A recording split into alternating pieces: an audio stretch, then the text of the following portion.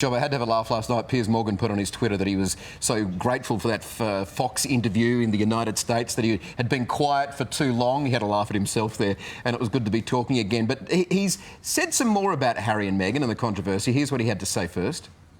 I would say to Meghan Markle, look, sit down with me, with your husband, for an equally long interview to the one you gave Oprah Winfrey. And let me ask you more difficult questions about all your claims. But let me ask you a wider question, which is this. If you hate the royal family that much, why do you keep your royal titles? Have you heard from anyone in the palace thanking you for the, serious defense of them? I've had some messages communicated to me on behalf of several members of the royal family. Upper level people? We're very grateful that... Well, I'm not going to go into who it was, but what I would say is gratitude that somebody was standing up for them. Well, there you go. Jobbo, what do you reckon? What are the chances of Harry and Meghan actually doing an interview with Piers? I would say zero. I mean, he's been telling a few porkies too. I mean, he keeps having to go at Meghan and Harry saying they've been telling a few whoppers, which they probably did in that Opera interview, but he was saying he's had messages from the royal family thanking him for standing up to Meghan and Harry.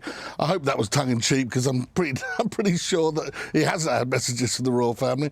Look, I think he should probably leave this now. I know that his job's gone on the back of it.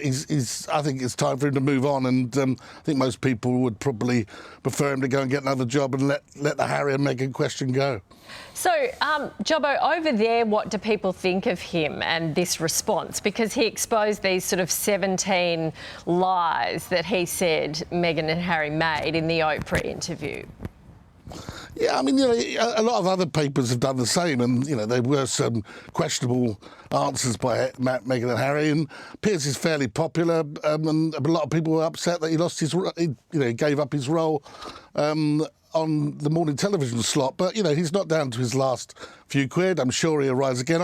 I worked with Piers 30 years ago on the Sun newspaper. He'll always turn the story to be about him, and I think that's what he's trying to do at the moment.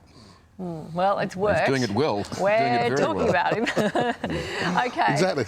Jobbo, thank you very much. Appreciate it. Talk to you soon. Cheers. Well, let's check in with Larry.